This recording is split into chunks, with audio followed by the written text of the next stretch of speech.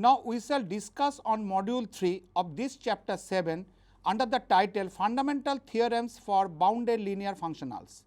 In earlier module 2, we have discussed on Hahn-Banach theorem. Hahn-Banach theorem guarantees the existence of a bounded linear functional over a non-linear space. So, the dual space, that is x dash, always exists. Now, we shall discuss on applications of Hahn-Banach theorem in this module. In module 3, we shall discuss on applications of Hahn-Banach theorem.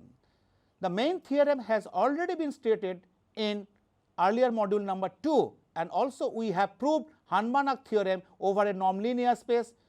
The nonlinear space may be over the field of reals or over the field of complex numbers. So, we shall start with an application. Given a nonlinear space over a field K, K may be either reals or K may be complex numbers, and a non-zero member x0 belonging to capital X is taken. Then there is a bounded linear functional capital F over X such that f of x naught is equal to norm of x naught, with norm of f is equal to 1. X naught is a non-zero element in X. The proof runs as follows. Let capital M is equal to third bracket x naught, that means the subspace spanned by x naught, which is a collection of all elements alpha x naught, where alpha is real. Here we are taking the applications over the field of reals. Define a mapping F from a subspace capital M to R by f of alpha x naught is equal to alpha norm of x naught. Clearly, f is linear because the range lies in R. So, f is a functional and it is linear. It can be easily verified that f of x plus y is equal to f x plus f y for all x belongs to capital M, and f of beta x is equal to beta into f x for all beta belongs to over the field of reals and x belongs to capital M.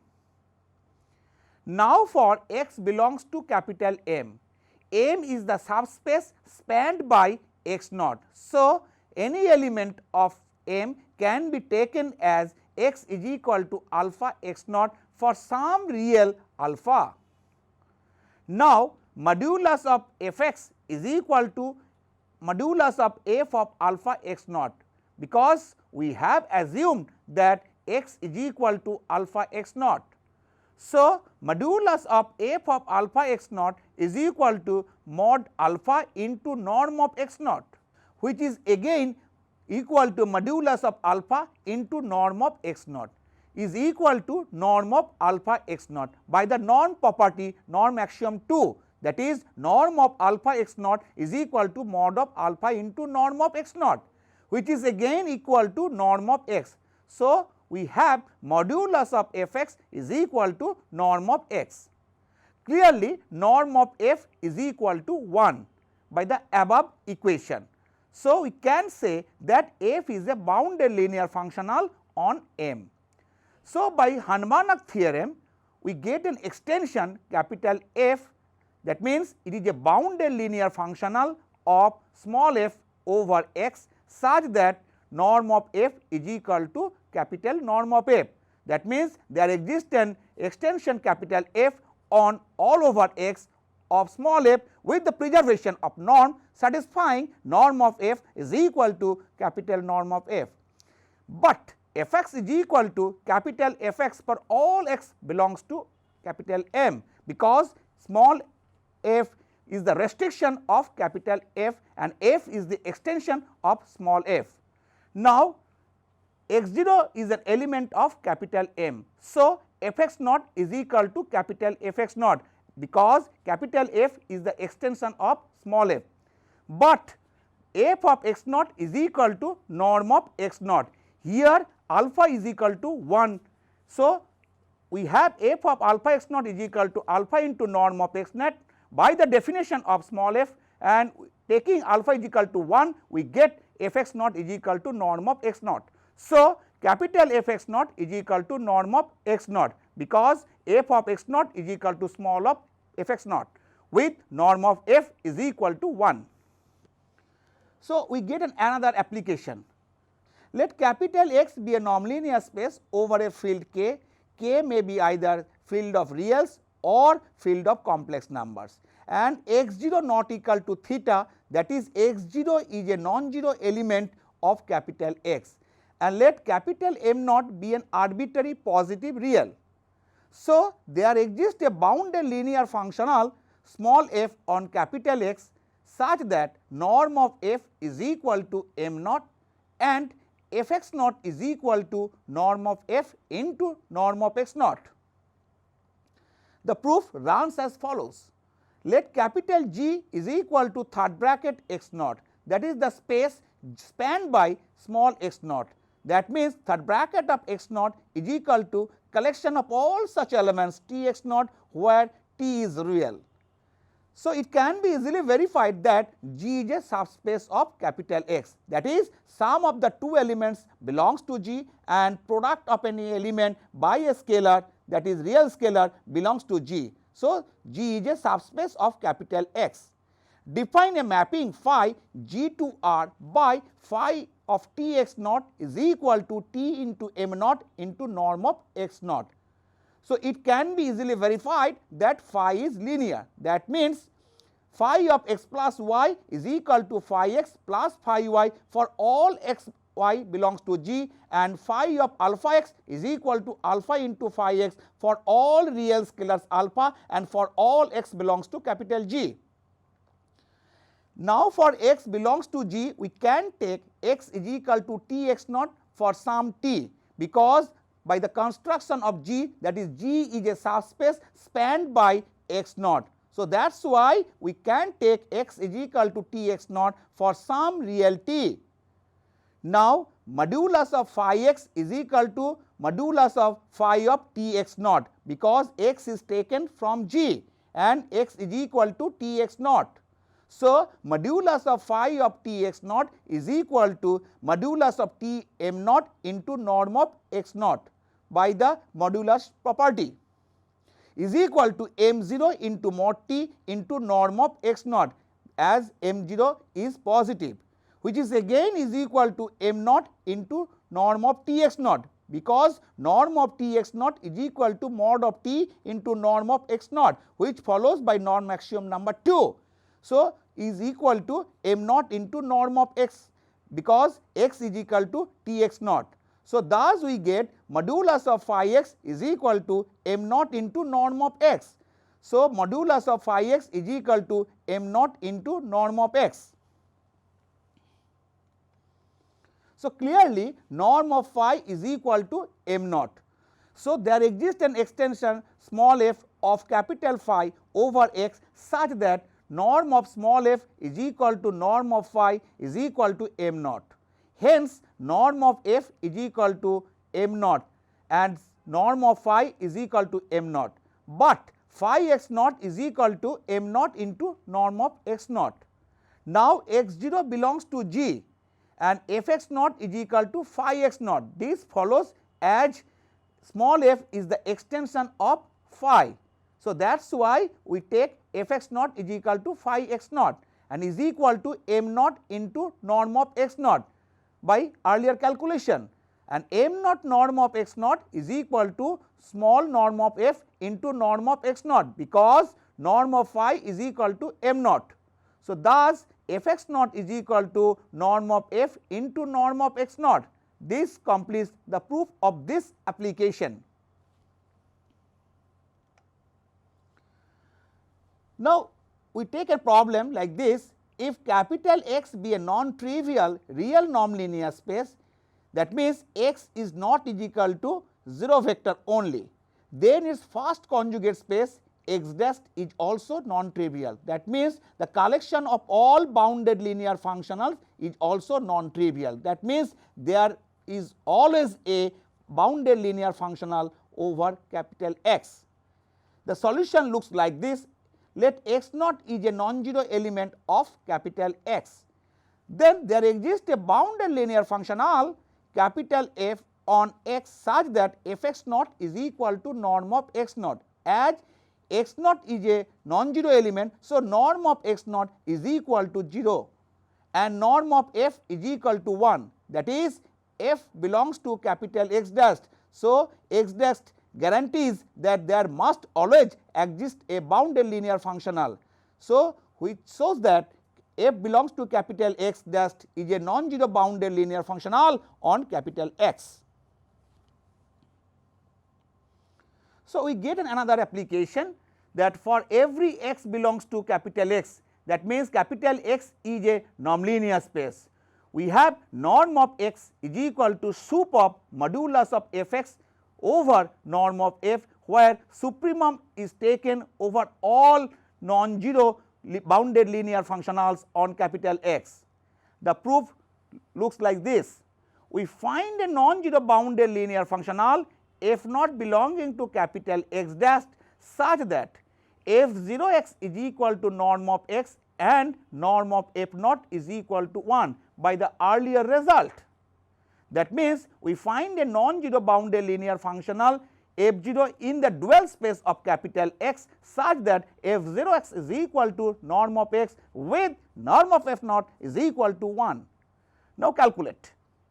Now, supremum is taken over all bounded linear functionals which are non-zero, that is supremum of mod of f(x) by norm of f all bounded linear functionals which are not 0 is greater or equals to modulus of f naught x divided by norm of f naught, because f naught is assumed as a non-zero bounded linear functional.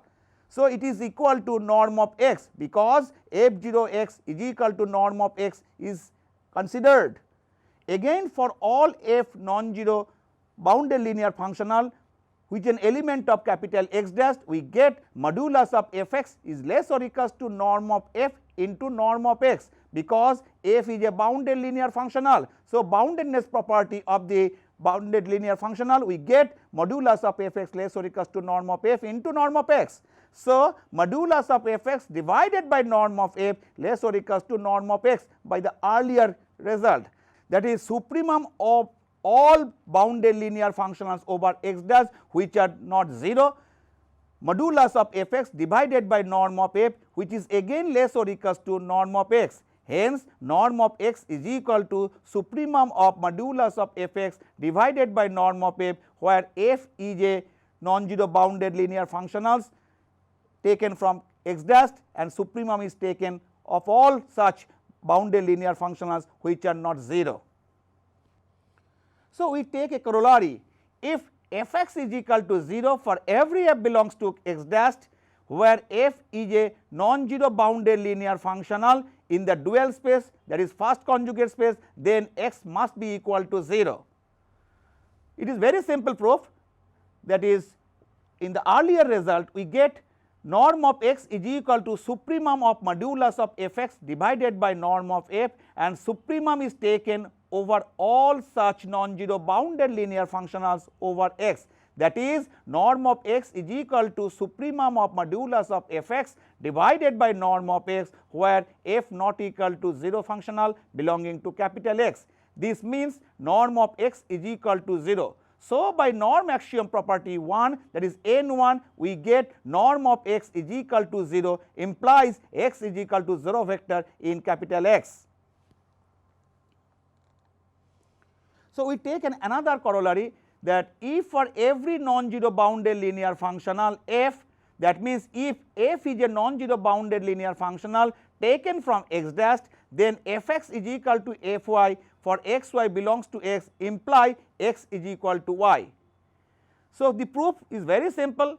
If f(x) is equal to fy implies f(x) minus fy is equal to 0 scalar, as f is linear. So, f(x) minus fy is equal to f of x minus y. So, f of x minus y is equal to 0, because f(x) minus fy is equal to 0 for all f belongs to x dash, and f is non-zero functional, rather f is a bounded non-zero linear functional on x.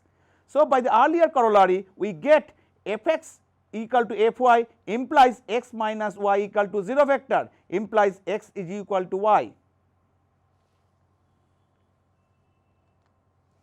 So, we get another application. Let capital M be a closed subspace of a nonlinear space capital X such that M is not equal to X. That means M is a proper subspace of X. Let U belongs to X minus M, that is U does not belongs to capital M, and let D is equal to distance of U comma M, that means is equal to infimum of norm of U minus M, where infimum is taken over all such M belongs to capital M. Then there is a bounded linear functional f belonging to capital X dash with the following properties. Number 1, f(x) is equal to 0 for all x belongs to capital M, f of u is equal to 1 where u is taken from x minus m, and number 3, norm of f is equal to 1 by d, where d is equal to distance u comma m, that is infimum of norm of u minus m, where m is taken from capital M. M is the subspace of a nonlinear space X and M is closed. Clearly d greater than 0. Let n is equal to third bracket M union singleton set U, that means n is a subspace of X and it is spanned by capital M and singleton set U. So, every member of capital N is of the form M plus T into U, where M belongs to M and T belongs to R. R means space of reals. Define a mapping G from N to R by G of M plus Tu is equal to T, that means G is a functional. So, clearly G is linear, that means G of x plus y is equal to Gx plus Gy for all xy belongs to capital N, and G of alpha x is equal to alpha into Gx for all alpha belonging to R and for all x belongs to capital N. Now, Gm is equal to 0 for M belonging to M, because M is equal to M plus 0 into U, T is taken as 0. So, Gu is equal to 1. Because G of M plus Tu is equal to T, and for T equal to 1 we get G of U is equal to 1. For T not equal to 0, modulus of G M plus Tu is equal to modulus of T, because we have assumed that G of M plus Tu is equal to T. So, thus modulus of G of M plus Tu is equal to mod T is equal to mod T into norm of M plus Tu divided by norm of M plus Tu is equal to norm of M plus Tu divided by norm of U minus of M by T is always less or equals to 1 by T into norm of M plus Tu, because we have assumed D equal to infimum of U comma M, as minus M by T belongs to M and M is the subspace. Let capital X is equal to M plus Tu belongs to N, because N is a subspace spanned by M and singleton set U. So, modulus of Gx less or equals to 1 by D into norm of X. In the earlier step, we have obtained that modulus of Gm plus Tu less or equals to 1 by T into M plus Tu, norm of M plus Tu. And if we take M plus Tu is equal to X, we get modulus of Gx less or equals to 1 by D into norm of X. This implies that G is bounded, and that is why norm of G is less or equals to 1 by D. So, G belongs to N dash, that means G is a bounded linear functional over N. Again, D is equal to infimum of norm of U minus M, where infimum is taken over all such M taken from M, where M is a closed subspace of capital M. So, by the property of the infimum, there exists a sequence of elements Mn belonging to capital M such that norm of U minus Mn tends to D as N tends to infinity. Now, modulus of G of U minus Mn less or equals to norm of G into norm of U minus Mn. This has been considered because G is a bounded linear functional. Now, G of U minus Mn is equal to 1. So, 1 is less or equals to norm of G into norm of U minus Mn. Since G of U minus Mn is equal to Gu minus Gmn, Gu is equal to 1, G of Mn is equal to 0. Already we have seen that G of all such elements belonging to capital M, G of that element belonging to capital M is equal to 0. So, Gu minus G of Mn is equal to 1 minus 0 is equal to 1. Letting n tends to infinity, we get 1 by d less or equals to norm of G. Thus, we get norm of G equal to 1 by t. So, there exists a bounded linear functional f belonging to capital X dash, which is again an extension of small g on capital N, such that f(x) is equal to gx, because g is an restriction of small f. For all x belongs to n, we get f(x) is equal to gx with the property norm of f is equal to norm of g. So, thus we have f(x) is equal to 0 for all x belongs to capital N, f of u is equal to 1, and number 3, norm of f is equal to 1 by d. Up to this, in module 3 of this chapter 7, we have discussed so many applications of Hardt-Markov theorem over a nonlinear space. So, we shall have to discuss another application, so we will discuss in later. Now, before discussion on the further application, we want to talk on application of a real topological vector space. Suppose X be a linear topological vector space and f is a linear function on X, and if A and B are two non-empty disjoint convex subsets of X, and if A is open, there is a linear function on f on all over capital X such that f(x) less or equals to gamma less or equals to f of y for all x belongs to capital A and for all y belongs to capital B and for some scalar gamma belonging to R. Moreover, there is a linear function on small f over capital X such that real f(x) less than gamma 1 less than gamma 2 real f of y for some gamma 1 gamma 2 belonging to R and for all x belongs to capital A and for all y belongs to capital B. But we are not going into details of the proof of this result. So, we shall go on a further application of Hardt-Markov theorem over a nonlinear space. Now, we shall go on another application on a nonlinear space. Let capital M be a subspace of a nonlinear space capital X and M not is equal to capital X. That means, M is a proper subspace of X. If u belongs to x minus m, that means u is not an element of capital M such that d is equal to distance of u comma m having the restriction that d is greater than 0. Then there is a bounded linear functional capital F belonging to x dash, the first conjugate space of x, rather the first dual of capital X such that f of x is equal to 0 for all x belongs to capital M, f of u is equal to d, and third, norm of f is equal to 1. Let capital N is equal to third bracket M union singleton set U, that is the subspace generated by M and singleton set U, that is N is spanned by capital M and singleton set U. Define a function f from N to R by f(x) is equal to t into d. That means, f is a functional, that means f is a real valued function over n, where x is equal to m plus tu, because we have assumed f(x) is equal to td and x can be taken as x is equal to m plus tu for some m belongs to capital M and for some real t. So, f of m plus tu is equal to td by the construction of functional f, small f.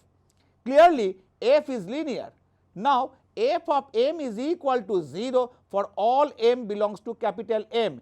In this case, m plus tu, if we take t is equal to 0, then we get f of m is equal to 0 into d is equal to 0, and f of u is equal to d where t is equal to 1. Now, for t not equal to 0, norm of m plus tu is equal to norm of minus t of minus m by t minus u, which is equal to modulus of t into norm of minus m by t minus u by the norm axiom property 2, which is greater or equals to modulus of t into d by the infimum property of d, as minus m by t belongs to capital M and d is equal to distance of u comma m. So, modulus of f of m plus tu is equal to modulus of t into d, which is again less or equals to norm of m plus tu, because d is the infimum and m plus tu belongs to capital N. Let x is equal to m plus tu belongs to capital N. So, modulus of f(x) less or equals to norm of x, which again implies that norm of f is less or equals to 1. Clearly, f is bounded with norm of f less or equals to 1. So, f belongs to n dashed, that means f is a bounded linear functional over capital N. We have d equal to distance of u comma m, that means distance of u comma m is equal to infimum of all such norms u minus m, where infimum is taken over all m taken from capital M. Let epsilon greater than 0. By infimum property, there exists an element small m belonging to capital N such that norm of u minus m less than d plus epsilon. Put v is equal to m minus u divided by norm of m minus u is equal to m by norm of m minus u minus 1 by norm of m minus u into u belonging to capital N, where t is equal to minus 1 by norm of m minus u and m by norm of m minus u belonging to capital M, as M is a subspace. So, norm of v is equal to 1, but modulus of f v is equal to d by norm of m minus u, which is greater than d by d plus epsilon into norm of v, as norm of v equal to 1. In the earlier step, we have obtained modulus of f v is equal to d by norm of m minus u into 1 and norm of v equal to 1. As epsilon greater than 0 is arbitrary, we get modulus of f v greater or equals to norm of v. So, norm of f is greater or equals to 1. So, by the earlier result, by combining, we get norm of f is equal to 1. Hence, there exists a bounded linear functional capital F over x, which is an extension of small f over capital N, such that f(x) is equal to capital F(x) for all x belongs to capital N, with norm of f is equal to small norm of f, that is norm of small f is equal to norm of capital F, and hence we get capital F(x) is equal to 0 for all x belongs to capital M, and number 2, f of u is equal to d, and number 3, norm of f is equal to 1. Now, here we shall cite an example that the extension of a bounded linear functional is not unique. So, for this we take the underlying space as R2, that is the Euclidean 2 space over the field of reals. So, let us assume that x is equal to R2, take x comma y belonging to capital X, define norm of pair x comma y is equal to modulus of x plus modulus of y x y belongs to capital R. It can be easily verified that all the norm axioms as defined above are automatically satisfied, and that is why capital X is a norm linear space with respect to the norm defined above. Let capital M is equal to collection of all such elements, rather pairwise elements from R2, that is collection of all such elements x comma 0, x is taken from R, that is space of reals. So, M is a subspace of R2. It can be easily verified that M is a subspace of R2. Define f from f to R by f of x naught is equal to x. Clearly, f is a linear functional on capital M. Now, modulus of f of x naught is equal to mod x, as defined by f of x naught is equal to x. So, modulus of f of x naught is equal to modulus of x is equal to norm of x comma 0 by the definition of the norm. So, norm of f is equal to 1. Clearly, f is bounded. So, small f is a bounded linear functional on capital M. Define a mapping capital F1 from x to R and capital F2 from x to R by f1 xy is equal to x plus y and capital F2xy is equal to x minus y for all xy belonging to capital X. It can be easily verified that F1 and F2 are linear, that is capital F1 and capital F2 are linear.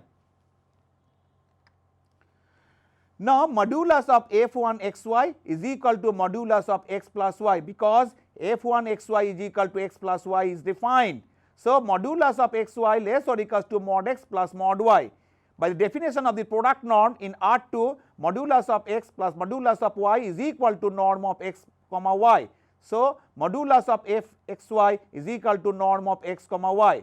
Again, modulus of f2 x comma y is equal to modulus of x minus y, which is again less or equals to modulus of x plus modulus of y is equal to norm of pair x comma y.